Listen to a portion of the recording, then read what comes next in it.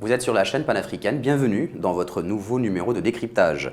Le 33e sommet de l'Union africaine, tenu à Addis Abeba, la capitale éthiopienne, du 6 au 12 février 2020, a abordé l'épineuse question des conflits dans le continent, avec comme thème central « Faire taire les armes en Afrique ». Comment, justement, y parvenir? Nous en parlons avec l'ambassadeur algérien Lamtan Lamamra. Il est le haut représentant de l'Union africaine pour faire taire les armes à feu en Afrique. Le thème du 33e sommet de l'Union africaine est faire taire les armes. Dites-nous, que faudra-t-il faire concrètement pour faire taire les armes? Il y a une multitude de moyens. D'abord, faire taire les armes, c'est un résultat. C'est le point de convergence d'une série d'actions s'adressant d'abord aux causes structurelles des conflits et des violences en Afrique. Tout de suite, on a à l'esprit le développement socio-économique, nous avons à l'esprit la gouvernance, nous avons à l'esprit un certain nombre de facteurs ayant trait à la femme, la condition de la femme, la jeunesse, la condition sociale du citoyen africain. Et naturellement, tous ces facteurs qui alimentent les conflits doivent être pris dûment en charge. C'est dire que ce n'est pas quelque chose qui se réalise en appuyant sur un bouton, bien au contraire, il s'agit d'un travail de longue haleine. Il s'agit de continuer à faire en fait ce que l'Afrique fait, de faire mieux et sans doute de faire aussi vite que possible, parce qu'il y va de vie humaine, mais il y va également de temps perdu, de ressources perdues pour le développement économique et social de nos peuples. On a comme l'impression que malgré les mises en garde, il y a toujours des puissances externes qui interfèrent en Libye. Qu'est-ce qui se passe réellement? Écoutez, l'Afrique a indiqué la bonne voie depuis le début. Depuis 2011, l'Afrique n'a pas été suivie. Nous voyons aujourd'hui les conséquences, mais parce que nous avons eu raison il y a 9 ans, et nous devons continuer à prouver que nous avons raison, que nous avons gagné en maturité. Quand je dis nous, je parle d'abord et avant tout des Libyens eux-mêmes. Il s'agit pour eux de dépasser un certain nombre d'égoïsmes, un certain nombre de rivalités, et de bien comprendre qu'ils n'ont pas de patrie de substitution et que par conséquent, il n'y a pas d'autre solution que le dialogue, que la réconciliation qui mènerait à des élections démocratiques, à une patrie pour tous, où il y aura un avenir pour tout un chacun.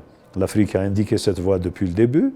L'Afrique a été pour une transition pacifique, inclusive depuis le début. L'Afrique est aujourd'hui pour un forum interlibyen de réconciliation inclusif. Le comité de haut niveau que préside le président Denis Sassou Nguesso du Congo s'y attelle avec beaucoup de conviction, avec beaucoup d'engagement, et le dialogue va se poursuivre, va s'intensifier. Vous savez aussi que les pays limitrophes de la Libye se sont organisés à un groupe qui s'est réuni récemment au niveau des ministres des Affaires étrangères à Alger, et que, avec les autres acteurs africains, aussi les acteurs internationaux qui se sont réunis à Berlin récemment, nous espérons qu'il y aura une accélération du processus afin que les armes se taisent en Libye une bonne fois pour toutes, le plus tôt possible au cours de cette année 2020. Les solutions africaines aux problèmes africains, c'est un peu l'option qui se dégage ici. Le président Ramaphosa l'a d'ailleurs souligné. Comment y arriver quand l'Afrique ne parle pas d'une même voix? En général, l'Afrique parle d'une seule et même voix sur les grands défis contemporains, sur les grandes causes du continent africain.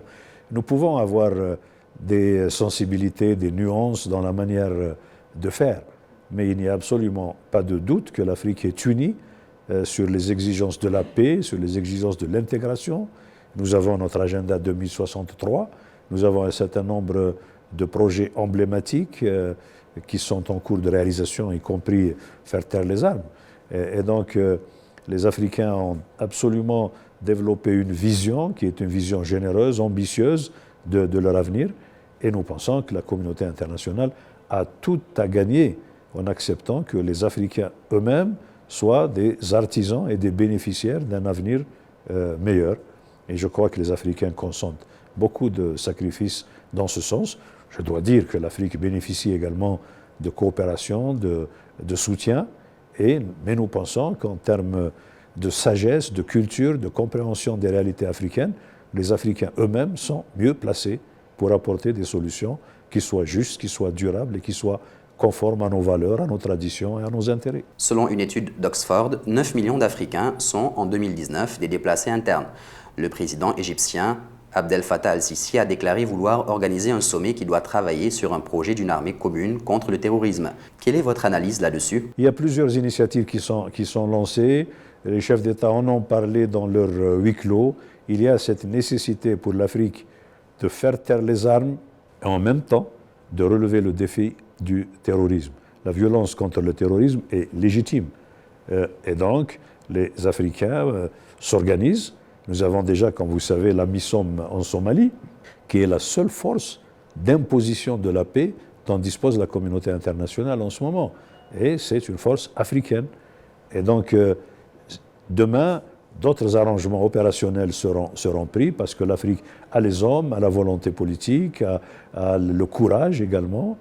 Et avec la coopération de la communauté internationale, l'Afrique peut effectivement constituer un front très actif contre le terrorisme international pour précisément libérer tout le continent africain de ce fléau et permettre à nos ressources de s'investir dans le développement. En 2020, l'Afrique aura environ 21 élections, avec chacune des potentiels conflits. Comment l'Union africaine compte-t-elle les prévenir? Il y a différents moyens et je pense que les plus discrets sont les meilleurs. Nous avons un panel des sages qui engage des interactions et des contacts très discrets avec un certain nombre de pays. Nous avons un mécanisme continental d'alerte précoce. Nous avons des études qui indiquent suffisamment à l'avance là où il y a malheureusement des risques de problèmes et de dérapages. Mais le pire n'est jamais sûr. Il faut prendre des précautions et continuer à espérer que la sagesse prévaudra partout, parce qu'après tout, une élection, c'est un temps fort de communion démocratique. Il s'agit d'utiliser cette technique de manifestation de la volonté populaire d'une manière calme, d'une manière sereine, d'une manière responsable.